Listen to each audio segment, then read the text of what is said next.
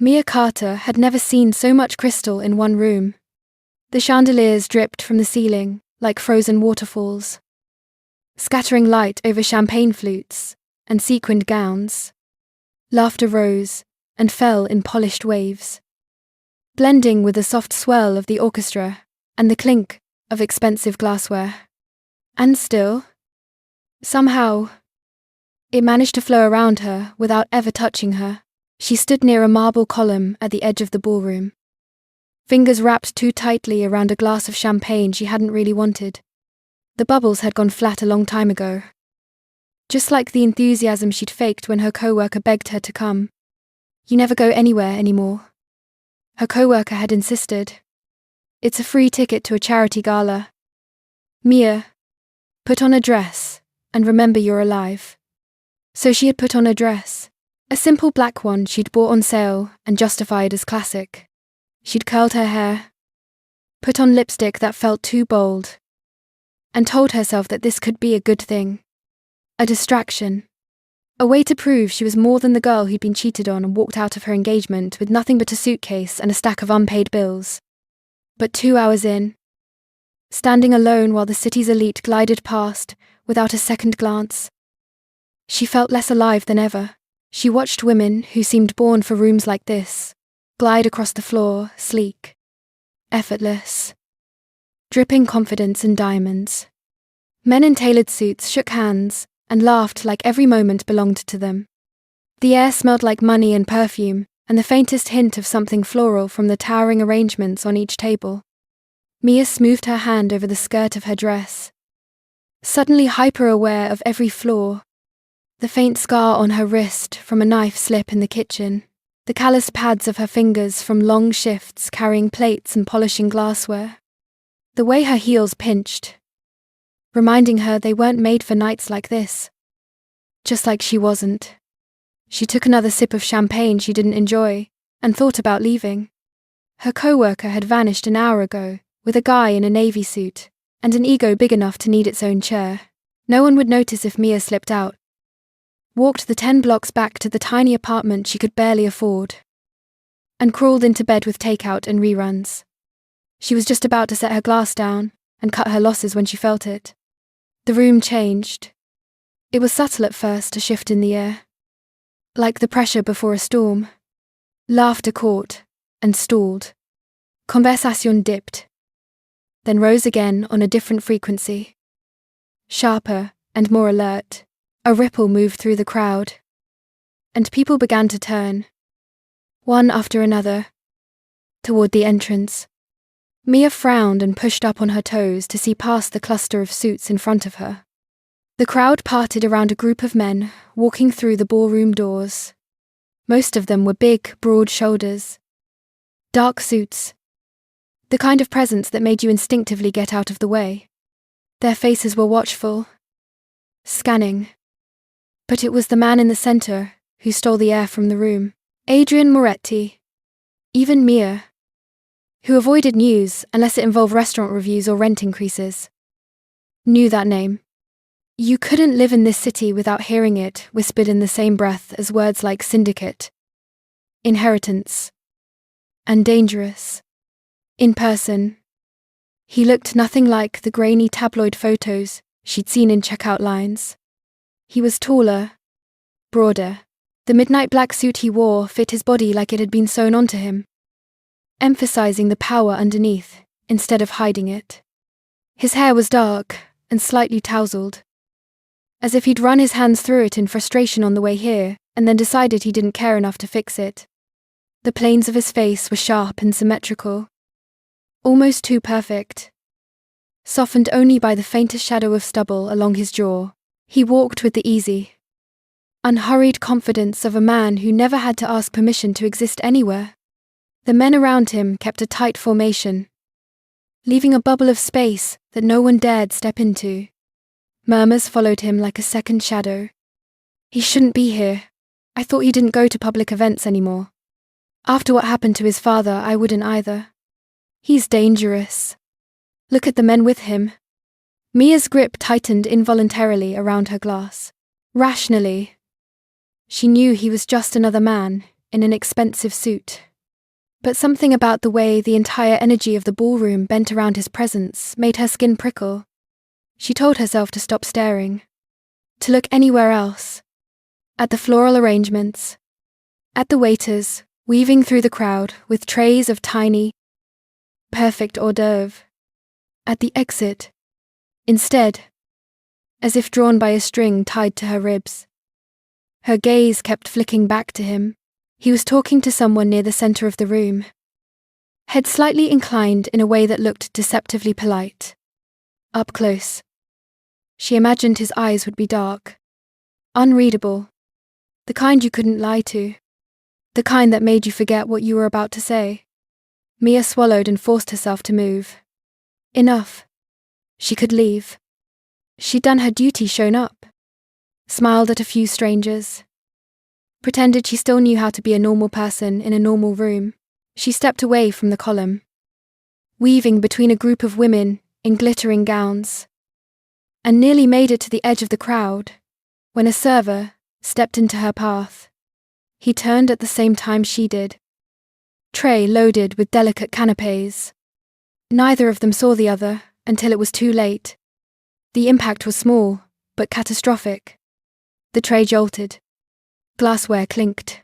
A tower of puff pastry swayed, then tipped, in slow-motion horror, raining tiny tarts and crumbling shells down onto the polished marble floor. A sharp metallic clatter cut through the music. Heads turned. "Oh my God," Mia blurted, heat slamming into her cheeks as she dropped to her knees. I'm so sorry." She scrambled to gather ruined food with shaking fingers. Mortified. This was exactly what she'd been afraid of. In a room full of people who looked born walking in heels and silk, she was the one on the ground, covered in crumbs. The server muttered something tight and annoyed under his breath, dropping to help with stiff movements. All around them, Mia felt eyes land on her.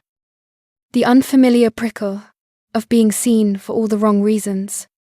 "It's my fault," she whispered, staring at the floor as she reached for a fallen pastry. Her fingers brushed something else instead. Leather. She froze, breath-catching. She followed the line of those shoes, polished black leather, precisely shined to tailored trousers, a fitted jacket, and finally, the face she had just been watching from across the ballroom.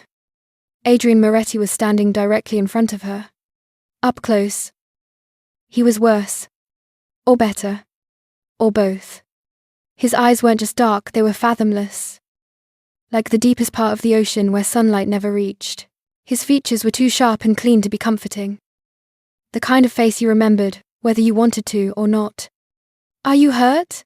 His voice was low, smooth, edged with something she couldn't name. Concern. Maybe. Command. Definitely.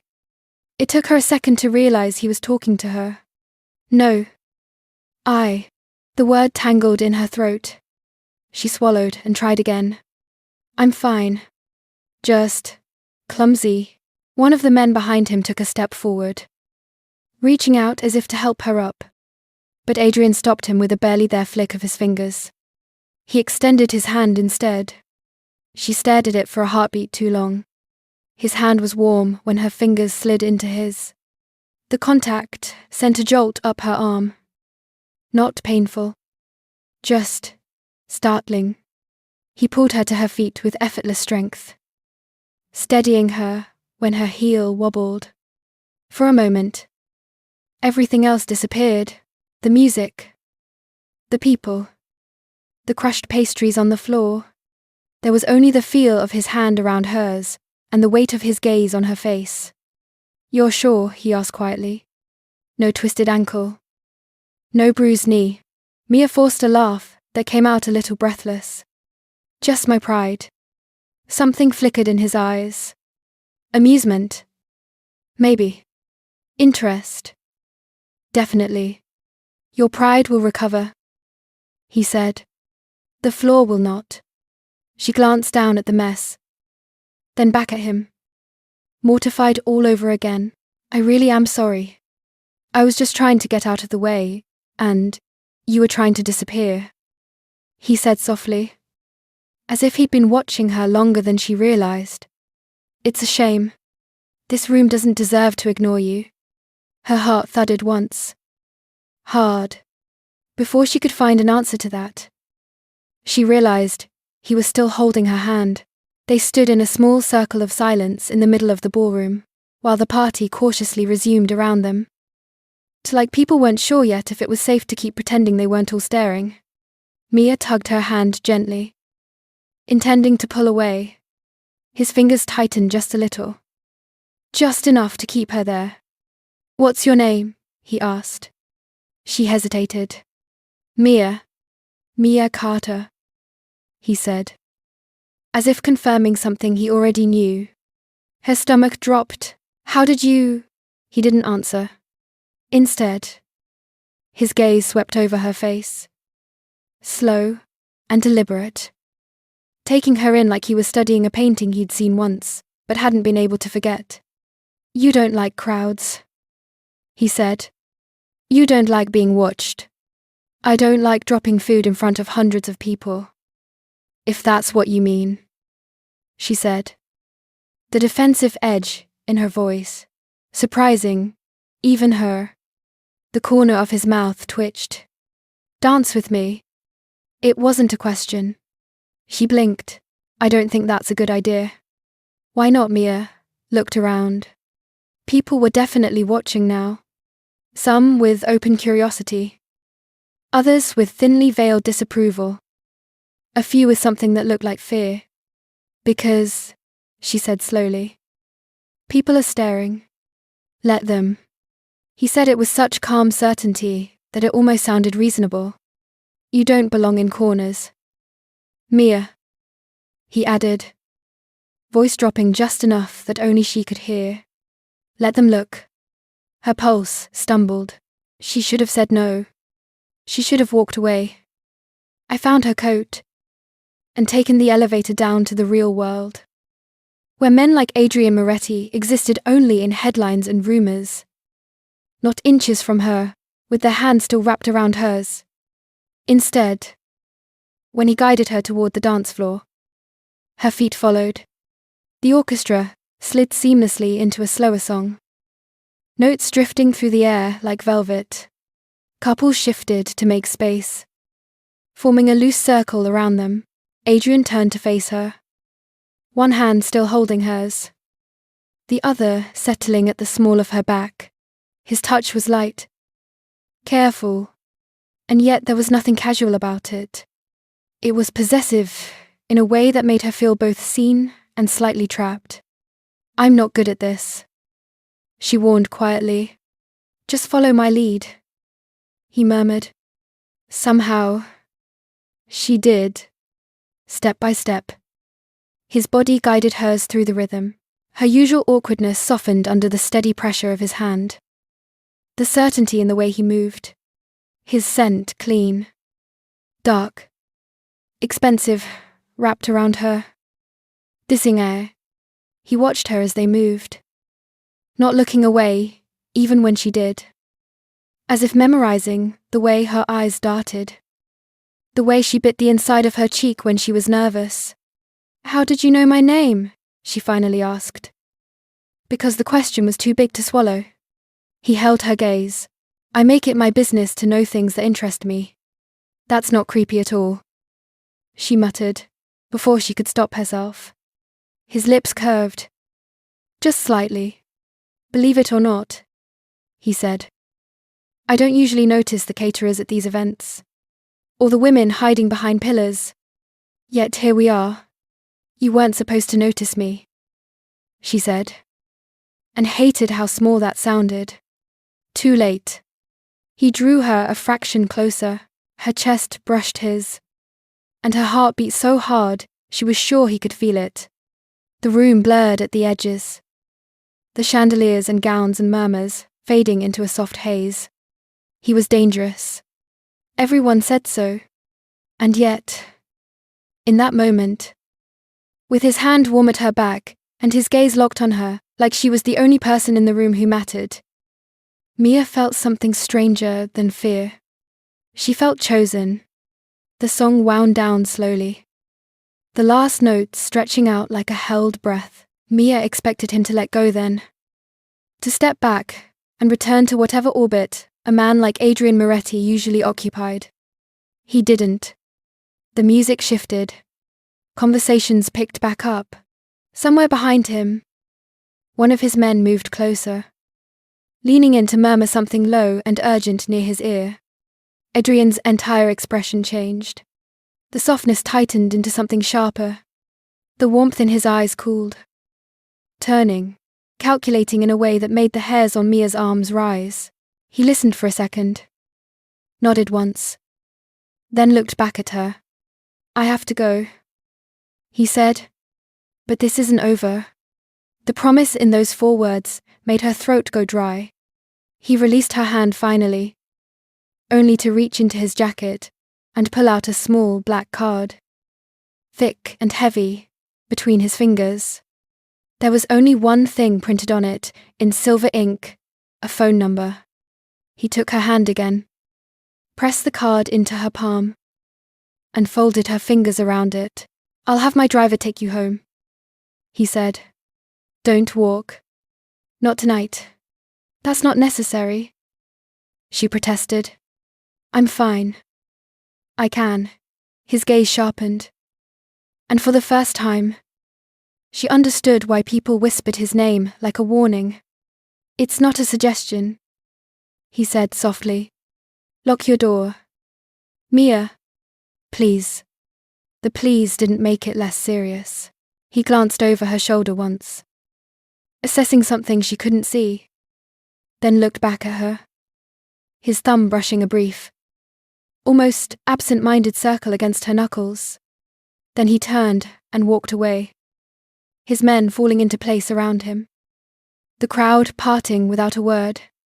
Mia stood alone in the space he left behind, her heart still racing, the ghost of his touch burning on her skin, and a single heavy card clutched in her hand. He was dangerous.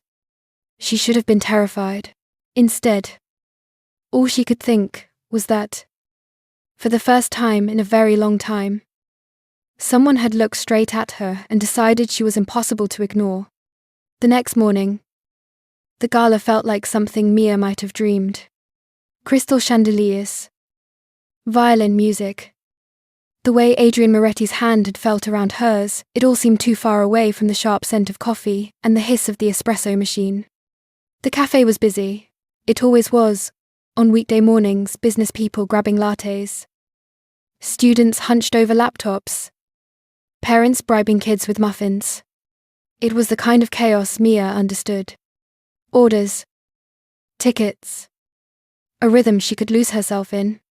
She was halfway through making a cappuccino when the room went quiet. Not completely. Cups still clinked. Milk still steamed. But conversations dipped, then rose in uneasy whispers. A subtle ripple that spread from the front door inward. Mia didn't look up at first. She didn't have time to. She had a line of drinks waiting. A manager who hated delays. And a mind that really didn't need any surprises. Then she heard someone say his name. "Is that Moretti?" Her hand slipped, nearly overpouring the milk. She set the pitcher down with more force than necessary, closed her eyes for half a second, and then looked up.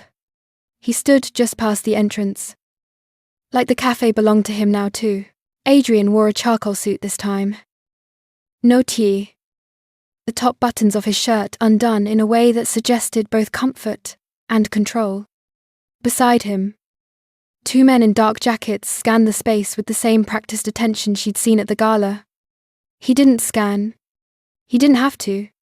His eyes found her behind the counter almost immediately. As if he'd come in already, knowing exactly where she'd be. Mia's stomach lurched.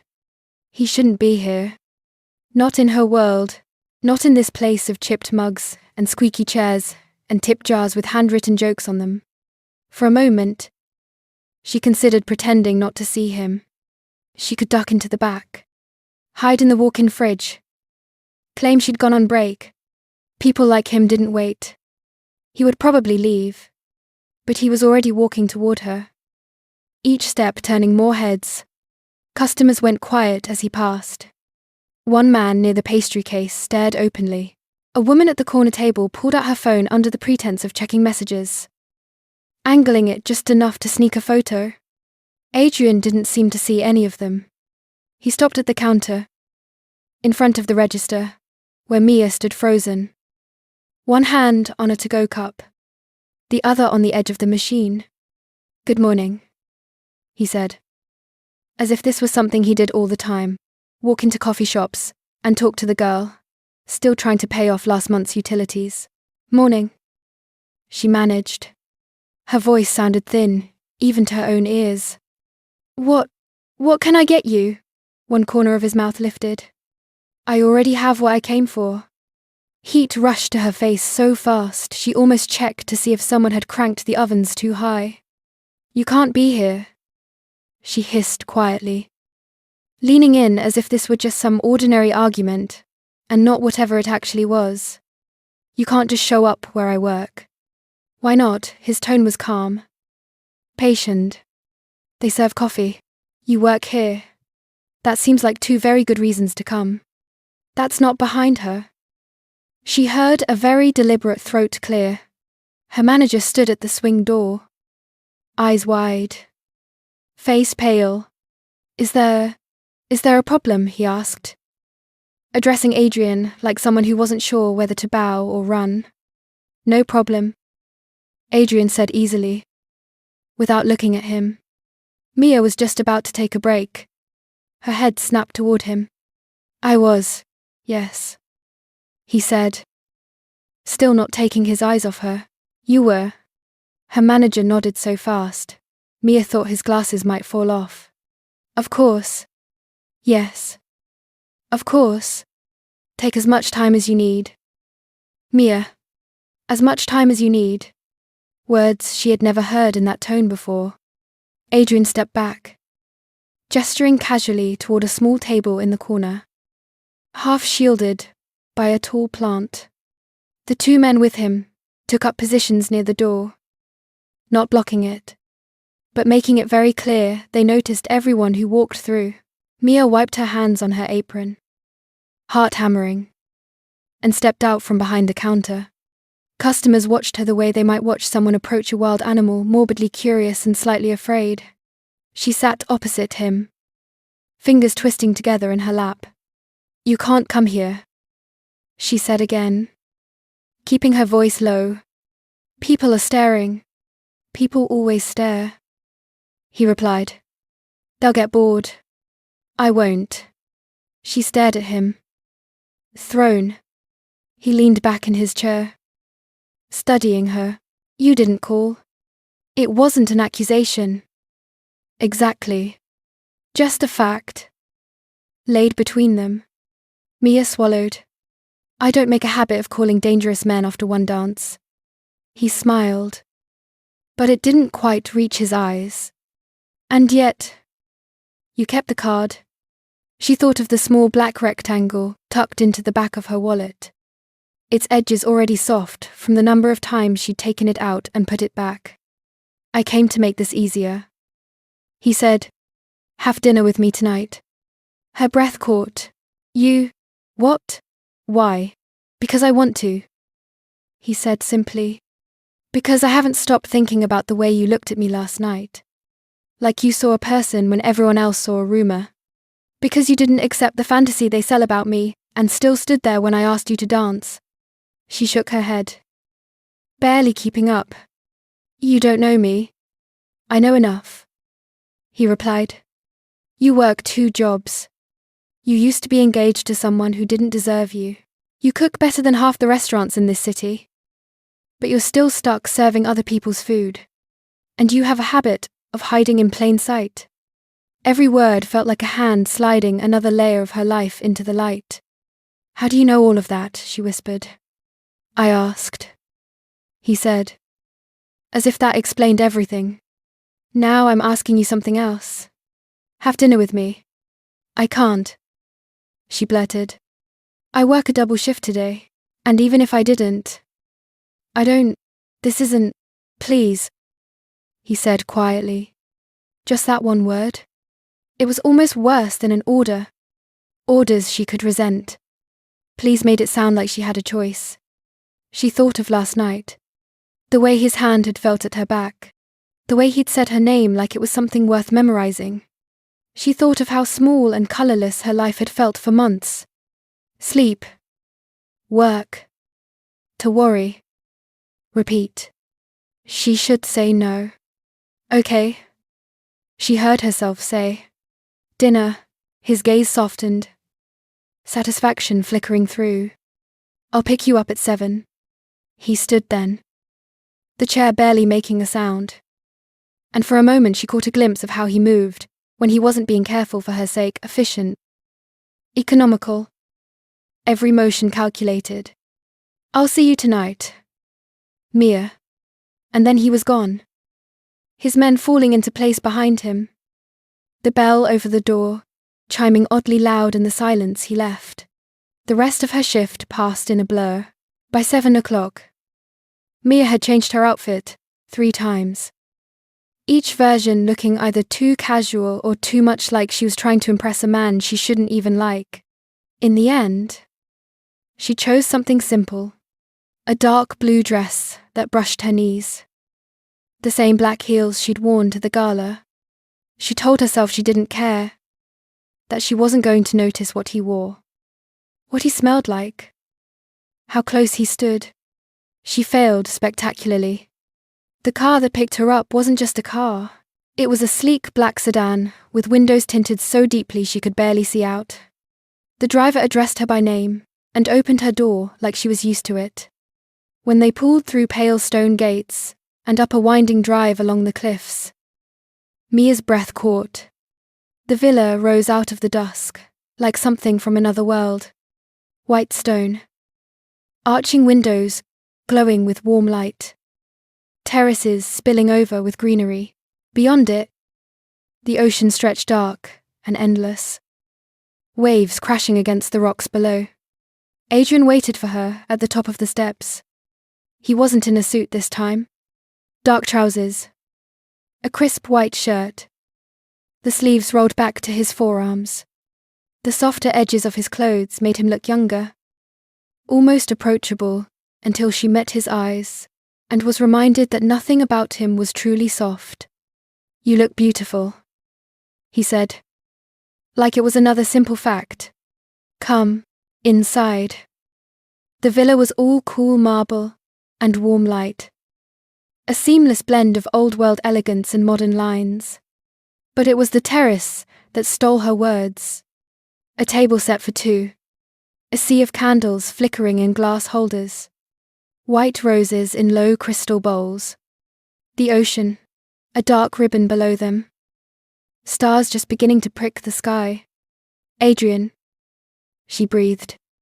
This is too much, he asked. Watching her. She shook her head slowly. It's like a dream. Good, he said softly. I wanted you to have one. They ate courses she couldn't pronounce. Each plated with precision, that made the chef in her itch to know every ingredient. Adrian watched her reactions more than the food. As if he were more interested in her small, involuntary smiles than in anything he was tasting himself. So, he said eventually, after she'd nearly moaned over a perfectly seared scallop. If you had your own place, what would you serve? She blinked. My own place. Your restaurant. He clarified. As if it were obvious. You think about it every time you're in a kitchen that isn't yours. She let out a startled laugh. Do you always talk like you've known people their whole lives? Only when I'm right. He said calmly. Tell me. She hesitated. Then gave in to the pull. I'd want something small. Intimate. Seasonal menu. Nothing stuffy. Real food that tastes like it actually belongs to where we are. A place where people feel held. I guess. Safe. Seen. His eyes didn't leave her face. You realize you just described yourself. She looked away. Flüstert. And what about you? Always wanted to run a syndicate? His smile faded into something sadder. No. As a child, I wanted to design buildings. This villa. In fact, I drew it when I was 19. My father had it built when he decided I should stop dreaming and start learning his world instead. And did you, she asked quietly, stop dreaming? He considered that for a moment. I thought I had. Then you spilled food at my feet and glared up at me like I was the problem. And now I find myself designing futures again. Her heart stuttered. Futures for who? For you. He said simply, later. After dessert, that tasted like lemon and sugar and sunshine. They walked down the path that led to the private strip of sand below the cliffs. The security team followed at a distance. Flashlights off. More shadows than men. The sea air was cool against her skin, smelling of salt and something wild that reminded her of childhood vacations she hadn't thought of in years. For a while. They just walked. No questions. No confessions. His fingers brushed hers, then laced with them. His grip steady. Grounding. Mia almost forgot who he was. Almost. The spell snapped when one of the dark shapes near the rock suddenly moved fast. A hand at his earpiece. A voice, low and urgent. Adrian. He stopped. The relaxed lines of his body vanished. Everything about him went sharp. What is it? He asked. His tone different now. Harder. Colder. The man spoke quickly. Too quietly for Mia to catch the words. But she saw the way Adrian's jaw tightened. The way his eyes lifted to sweep along the edge of the cliffs, as if he could see straight through the darkness. Someone's watching, he said. More to himself than to her. From the road above. A chill slid down her spine, watching us. His gaze snapped back to her. And for the first time since she'd met him, she saw something like fear in it. Not for himself. For her. Franco. He called. And another man, detached from the shadows. Take Mia back up to the house. Stay with her. Wait. She said. Heart hammering. What's happening? Who you're safe? He said firmly, stepping closer to touch her face. His palm warm against her cheek. You are safe with me. Don't be afraid. How am I supposed to not be afraid when you're suddenly acting like... Because I will not let anything touch you. He cut in. Voice low and lethal. Not tonight. Not ever. His thumb brushed her cheekbone once. Almost reverently. Then he dropped his hand and stepped back. Already turning toward the darkness. Go with Franco, he said. Without looking back. Please. Mia. The please did it. She let Franco guide her back up the path. Every nerve screaming with questions. Behind her. She heard the murmur of low voices. The crunch of boots on rock. The shifting focus of men who were suddenly on high alert. She didn't see what happened next. She wasn't meant to. But she lay awake later in one of the villa's guest rooms. The ocean beneath her window. And thought of the way his eyes had changed in an instant, from man to something else entirely. Something dangerous. Something used to making decisions that kept people alive or dead. The next day, she went to work, as if her world hadn't tilted. She was wiping down a table near the front of the cafe when the bell over the door chimed. She looked up, expecting regulars. Students. Mothers with strollers. Instead, she saw another man she'd never seen before. Stepping inside, like he owned the air. He was older than Adrian. Late 40s. Maybe early 50s. Dark hair shot with silver. Tailored suit in a deep blue that probably cost more than her rent for 6 months. His eyes swept the room once, landing on her with unsettling precision. "Mia Carter?" he asked, as if confirming a reservation. She straightened slowly. "Can I help you?" "Yes." He said. "You can sit. We need to talk." Something in his tone made her comply, even as every instinct screamed not to. She slid into the chair opposite him. Palm damp. "I'm Luca Valenti," he said, watching her closely, waiting to see if she recognized the name. She did. She'd heard it whispered the same way she'd heard Adrian's. On the news. In late-night conversations between drunk customers who thought the staff wasn't listening. "I know you've been spending time with Adrian Moretti," Luca said. "I'm here to warn you about the kind of man he is." Her spine stiffened. "If this is some kind of business thing between the two of you." "I don't. It is." He cut in. "And it isn't. I'm not here to threaten you. I'm here to tell you a truth. No one else will." His eyes narrowed slightly.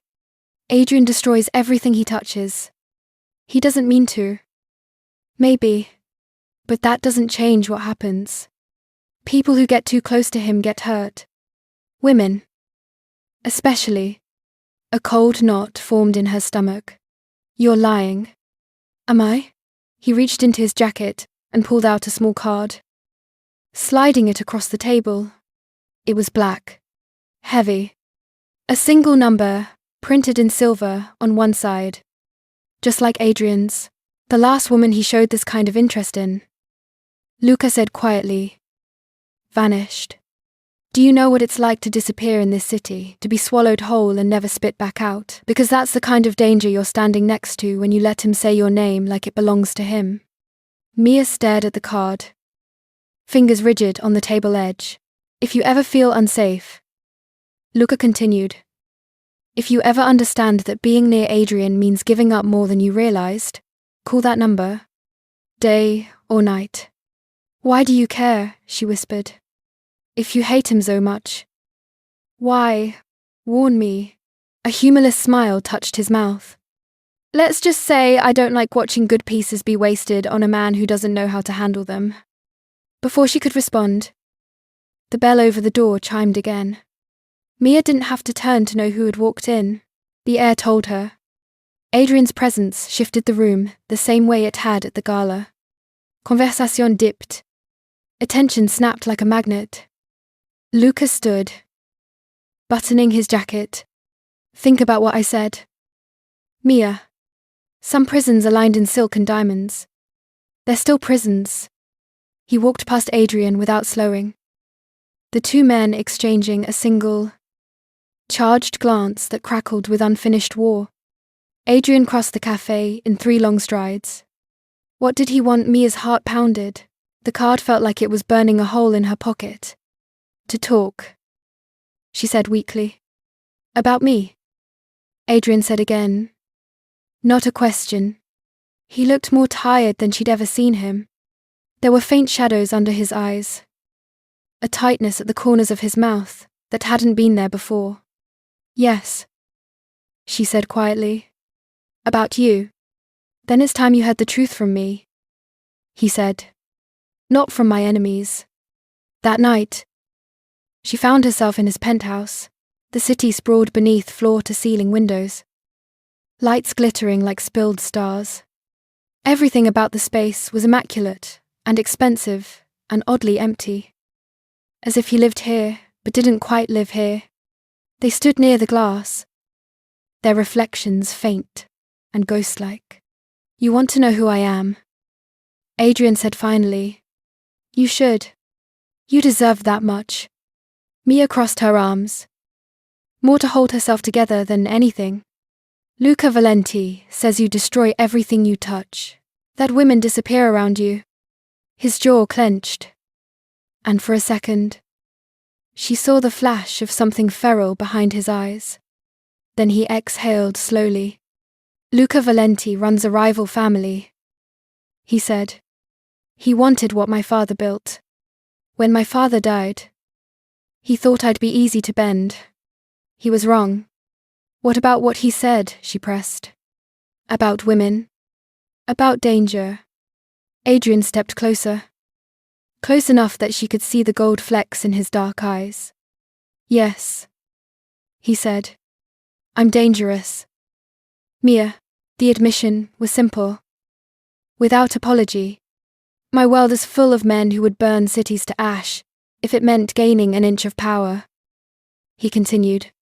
I've done things I'm not proud of to stop them. I've made choices that don't look clean on paper.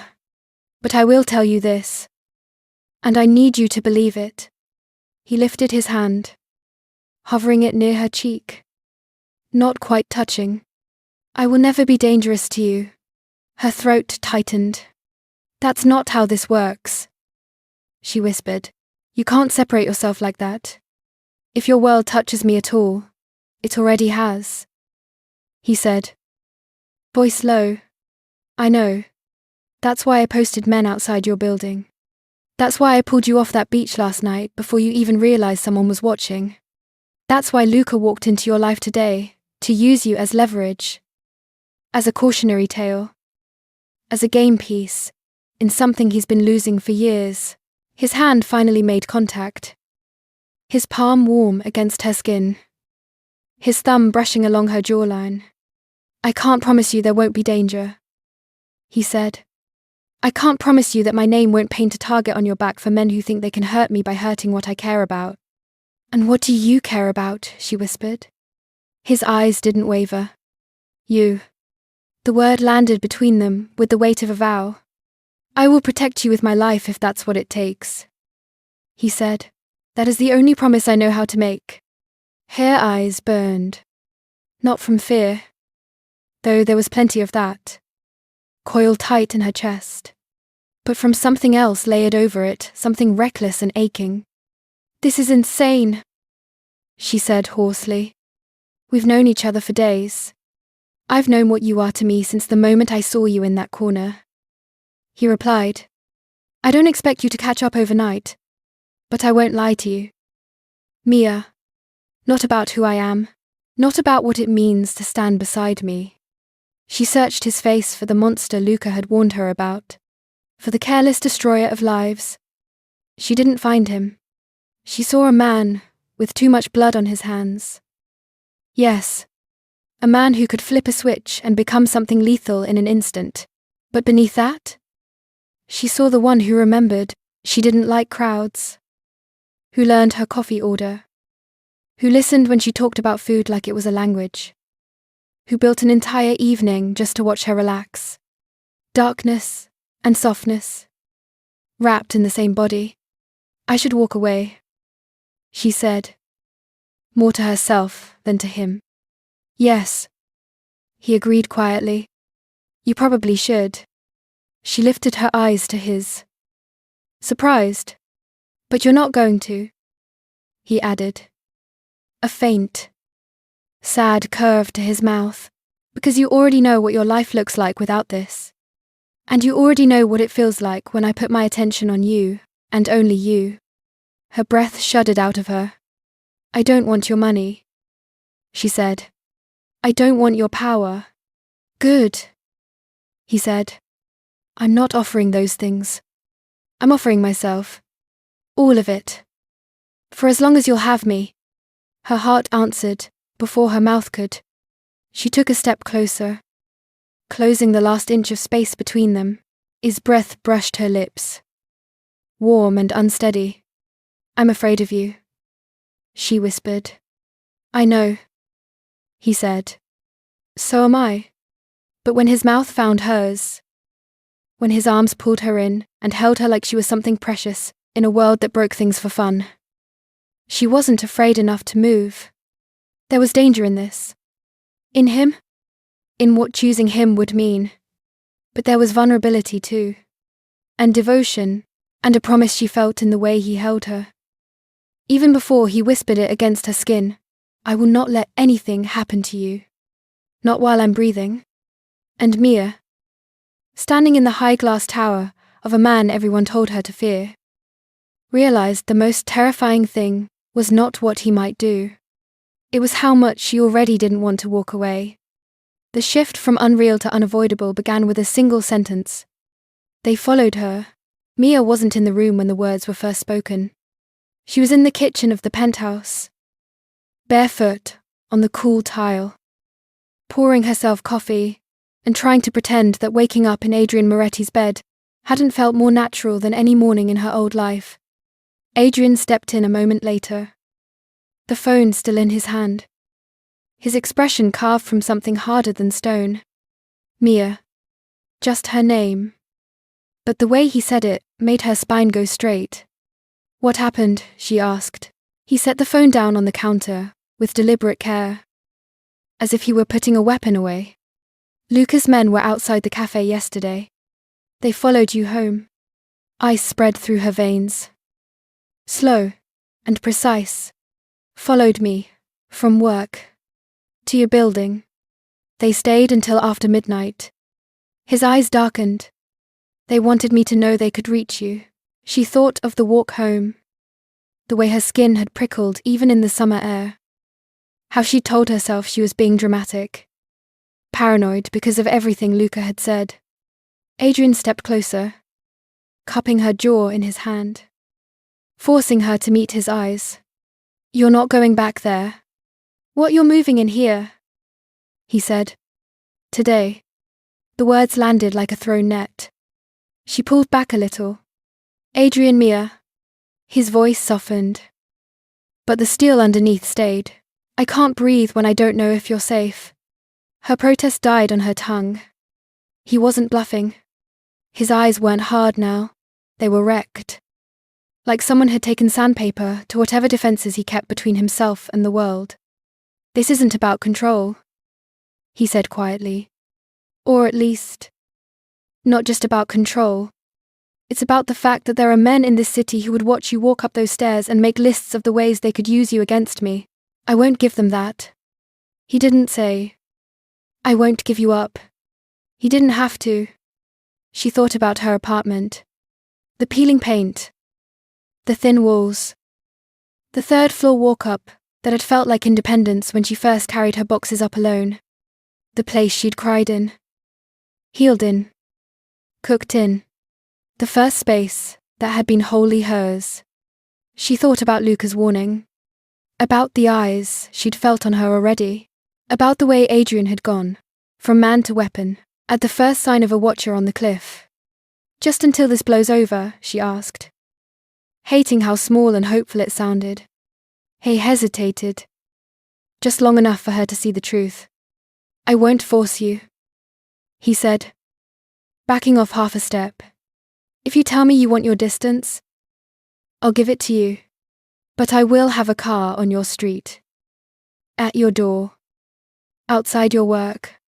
There will be men at every corner you turn. Or you can put all of that under one roof and let me sleep at night, knowing you're above me. Not out there." The choice sounded like no choice at all. She stayed. By evening, her life was inside his penthouse. Franco and another man carried boxes in, with quiet efficiency, placing them where she indicated. It didn't take long. She didn't own much. A few boxes of clothes. A set of knives she'd saved too long to afford. A worn set of cookbooks. A cheap framed photo of her parents on some forgotten beach. Laughing at a joke only they remembered. Her entire existence stacked in neat little piles on marble floors that probably cost more than everything she owned put together. Adrian watched from the edge of the room, hands in his pockets, asking nothing, offering nothing but steady presence. When the last box was set down, Franco left them alone with a nod. Mia stood in the middle of the living room, feeling untethered. "It doesn't feel real." "What doesn't?" Adrian asked. "That all of this is because I stood in a corner at a party I didn't even want to go to," she said. "That I go from studio apartment to..." She gestured helplessly. "This. I told you." He said, "Some nights change everything." She didn't have time to respond. The first proof that Luca's warning wasn't empty came a few hours later. They had just finished dinner, something simple, Because Mia had insisted on cooking in his pristine kitchen herself. Stubborn about claiming at least one skill here when Adrian's phone buzzed on the counter. One glance at the screen. And his entire body locked. "What is it?" she asked. He didn't answer right away. He listened. Jaw tight. Eyes narrowing at something only he could hear. Then ended the call with a clipped, "I'm on my way." Adrian, he looked at her. And for the second time, she saw fear aimed outward, not inward. "There was an attempted break-in at your old apartment." She forgot to breathe. "What third-floor window?" "They picked the lock on the fire escape. My men were there. No one got inside." His voice was even, but his hand curled on the counter like he wanted it to be someone's throat. "They ran when they realized they weren't alone." She saw it in her mind. The cheap lock on her bedroom window, the thin glass, the best she'd had to offer against whatever wanted in. Were they looking for me?" she asked. "No," he said. "They knew you weren't there. That wasn't the point." It took her a second. "They went there because of you. They went there," he said slowly. "To remind me what happens when I let anything I care about exist outside my reach." The words landed with the weight of a verdict, seeing Adrian on the beach. Hearing Luca's warning. Listening to talk about families and business, all of it had been abstract. Dangerous in the way thunder was dangerous when you were inside. This was different. This was someone testing windows where she slept. Someone deciding that her life, her fear, was a note they could slide across Adrian's desk. "I won't let it happen again," he said. His voice snapped her attention back to him. The promise there wasn't romantic. It was lethal.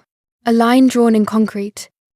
In that moment, Mia understood fully, for the first time, being loved by a man like Adrian didn't just mean luxury and protection, and being seen in rooms that had once swallowed her whole. It meant standing in the path of whatever wanted to hurt him and his empire. It meant being, in very real ways, a target. Sleep didn't come easily that night. The penthouse was quiet.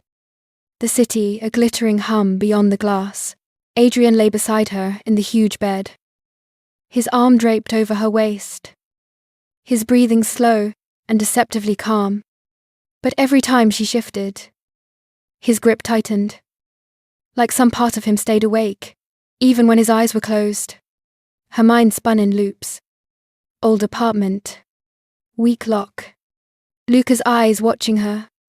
Adrian's voice saying, "You," as if she were the only word in a sentence that mattered. By morning, the knot in her chest had hardened into something that needed to be spoken.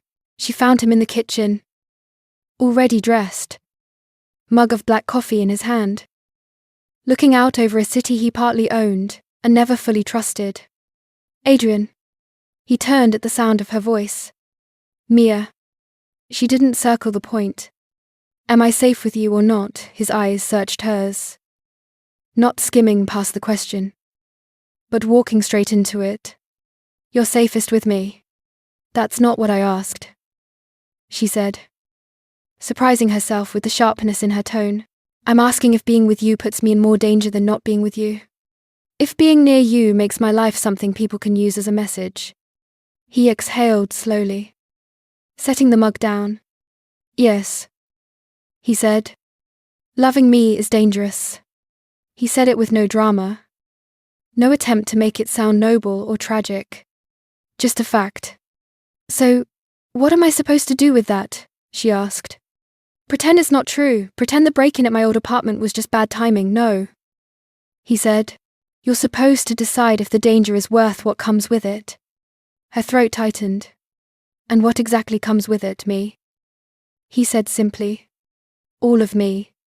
The parts that scare you and the parts that don't. The part that will sit on your counter and taste every dish you ever create.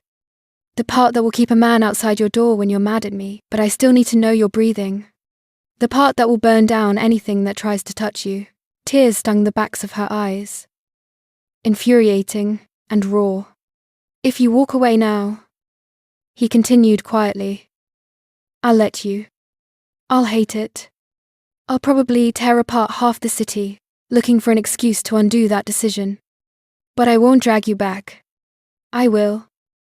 However, never stop protecting you, whether you want me or not. She stared at him. You don't see how insane that sounds. It's the only way I know how to be. He said. I don't do halfway. Mia? Not in business. Not in war. Not in love. Love. He'd never said that word out loud before. Not like this. Or maybe he had.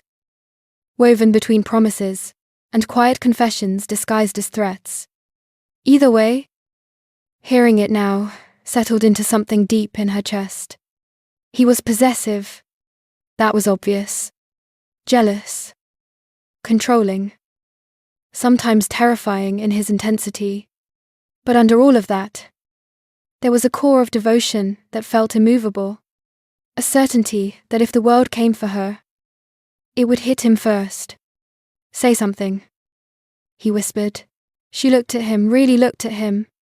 At the man who could have picked any polished, practiced woman from that ballroom, and chosen the one who knew how to navigate nights like his.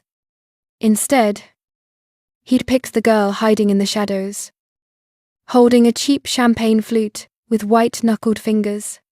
I don't want to live in a cage, she said slowly. Not even a beautiful one. Not even if the man holding the key thinks he's doing it to save my life. His jaw flexed. I'm not trying to cage you, aren't you? She asked. I'm trying, he said. To keep you alive long enough to decide if you can love me. Silence stretched between them. Outside, the city went on, unaware that in a glass box above it, someone was choosing which world to live in. Finally, Mia stepped closer. I want your world, she said, but only if I'm choosing it. Not because I'm trapped. Not because you've made it so I can't afford to walk away. His gaze sharpened.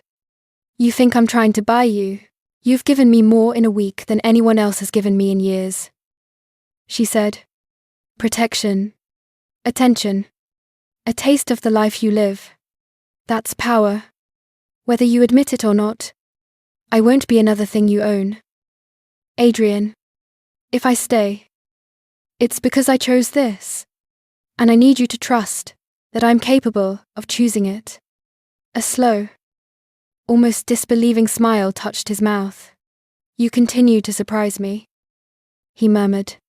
Can you promise me, that she pressed, that if I stay, you'll be honest, no secrets about things that touch us, no lies meant to protect me, that actually just keep me in the dark.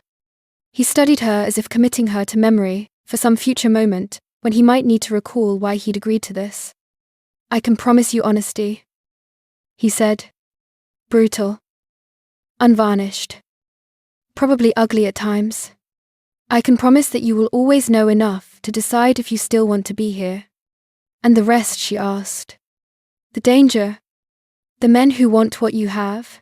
The rest, he said, is mine to handle, not yours.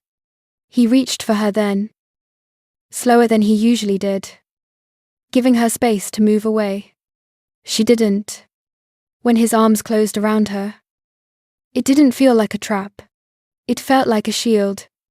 She pressed her face against his chest, listening to the steady, heavy beat of his heart, and realized that she'd already made her choice long before she'd found the words for it. She was in. The retaliation came days later. He didn't tell her the details.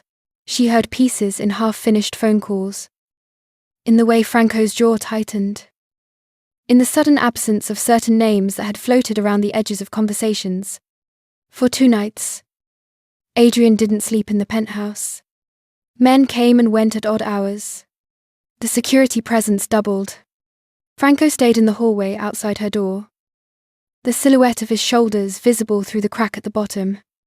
The city seemed to hold its breath. On the 3rd night, the elevator chimed long after midnight, and Adrian walked back into the living room. He looked different.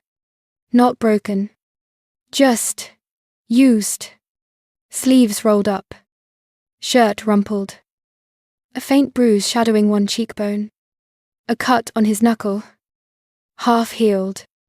The air around him felt charged. Like the echo of a storm that had already passed.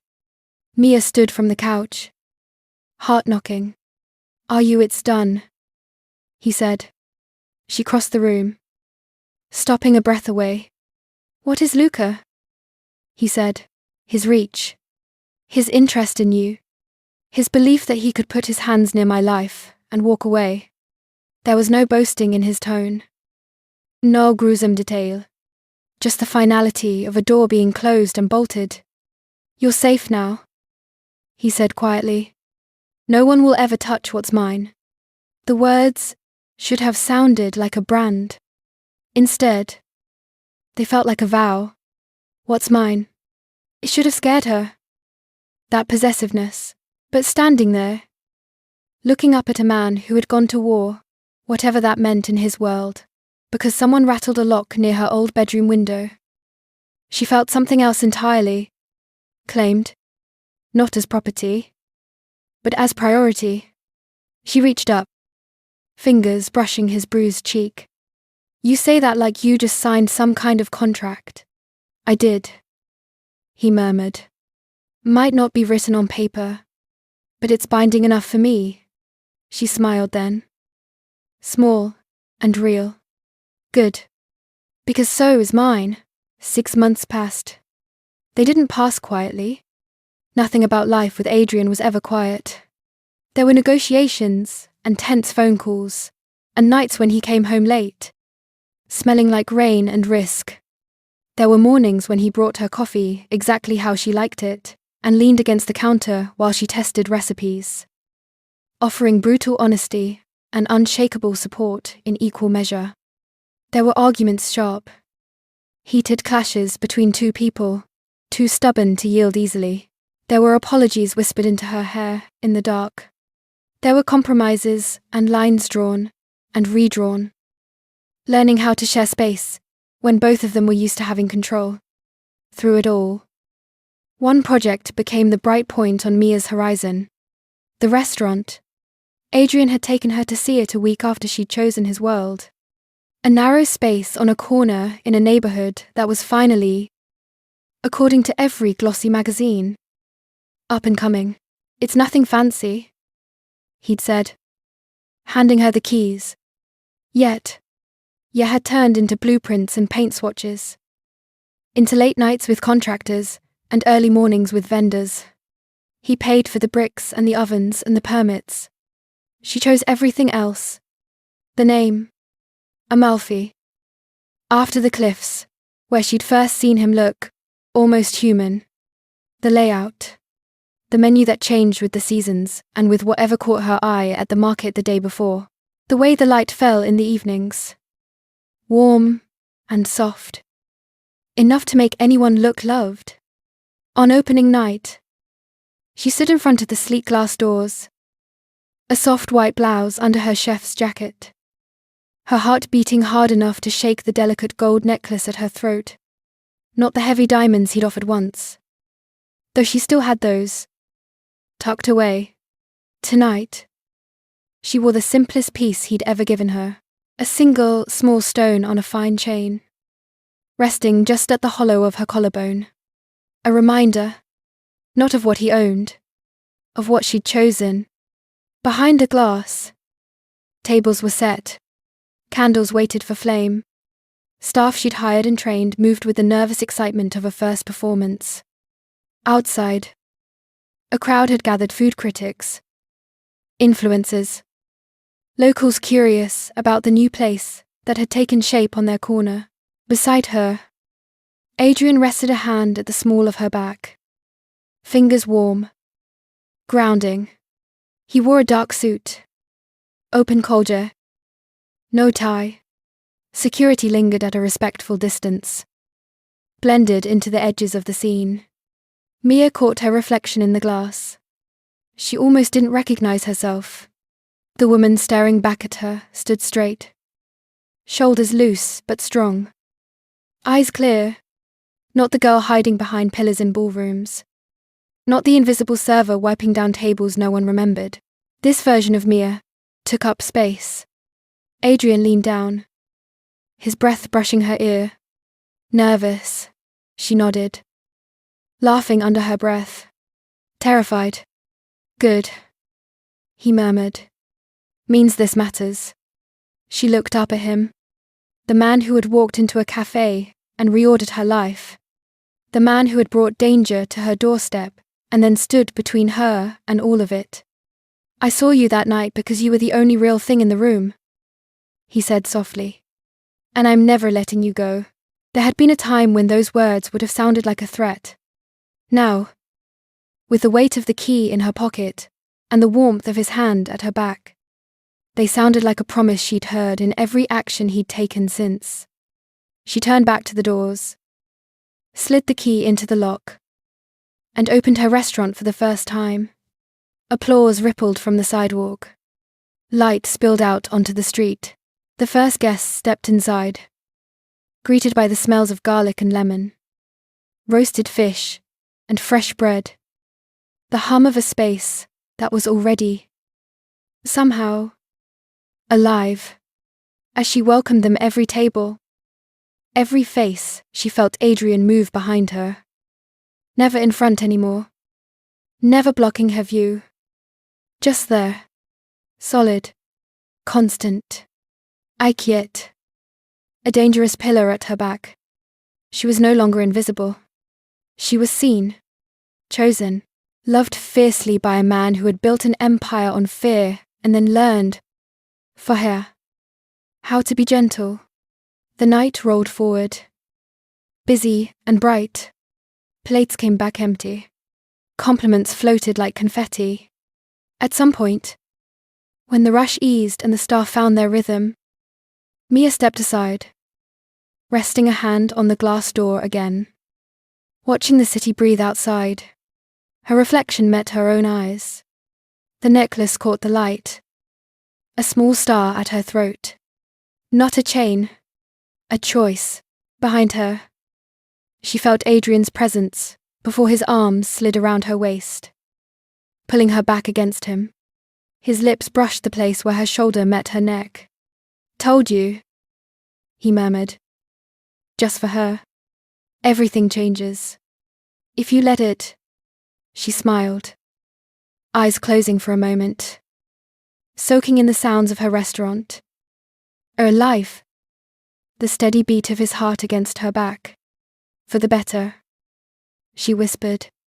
He chuckled softly, the sound vibrating through both of them. For the better. And for the first time since a stranger in a midnight suit had held out his hand in a crowded ballroom, Mia knew that no matter how much darkness lived in his world, whatever they'd built between them belonged to the light. If you enjoyed this story, if Mia and Adrian's world pulled you in, or if you simply want more dangerous love, dark devotion, and mafia romance, don't forget to like this video, subscribe to the channel, and share it with someone who loves stories like this. And tell me in the comments, would you have chosen Adrian's world or walked away? I'm reading every comment. Thank you for listening, and see you in the next story.